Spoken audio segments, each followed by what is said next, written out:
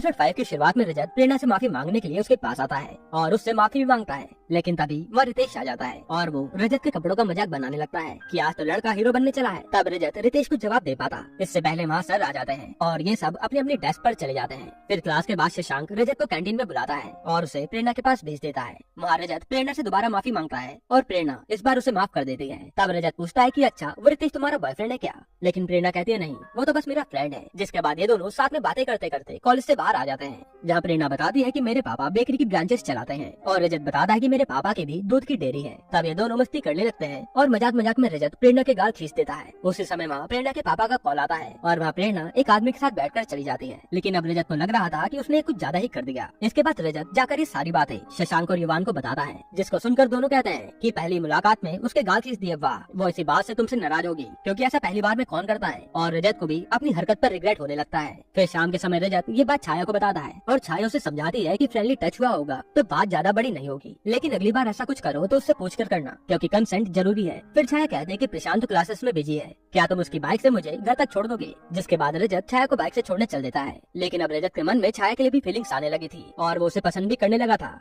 हालांकि छाया उससे उम्र में काफी बड़ी थी। अब घर पहुंचकर छाया रजत के लिए टिफिन पैक कर देती है कि इसे खा लेना, कहाँ बार बार खाना बनाते फिरोगे। और रजत उस टिफिन को लेकर छाया के बारे में सोचता हुआ अपने रूम पर चला जाता है। इसके बाद जब शशांक जिम कर रहा था तब वो रजत से पूछता है कितना मुस्कुरा कर रहे हो और ये खाना किसने दिया था। इस पर रजत कहता है कि छाया जी ने। तब शशांक कहता है कि मतलब अब भाभी अपने देवर का ख्याल शादी से पहले ही रखने लगी क्योंकि वो तो प्रशांत भैया की गर्लफ्रेंड जो है। ये सुनते रजत के होश उड़ जाते हैं और वो सोच में पड़ जाता है कि प्रेरणा बात नहीं कर रही और छाया जी भी भैया की गर्लफ्रेंड है, तो वो जाए तो जाए किस पे। तभी रजत पर प्रेरणा का मैसेज आता है कि सॉरी उस वक्त पापा ने जल्दी घर बुला लिया था, जिसके बाद बात ही नहीं हो पाई। और ये जानकर रजत की जान में जान आती है कि चलो प्रेरणा तो गुस्सा नहीं है। अब अगले दिन प्रेरणा और रजत साथ में प्रोजेक्ट कर रहे थे, तब एक लड़की रजत से हेल्प के लिए आती है कि मुझे भी सिखा दो और उसे रजत के साथ देखकर प्रेरणा को थोड़ा अजीब तो लगता है। तभी वहाँ पर रितेश आकर रजत से पंगा लेने लगता है और उसके गाँव से होने का मजाक भी बनाता है। तब इन दोनों के बीच में युवान और शशांक आ जाते हैं और बात इतनी आगे बढ़ जाती है कि रितेश रजत को कैंटीन में पंजा लड़ाने के लिए चैलेंज कर देता है कि आज देखते हैं किसमें कितना दम है। और शशांक और युवान रजत की तरफ से हाँ भी कर देते हैं। अब रजत को बार बार टेंशन हो रही थी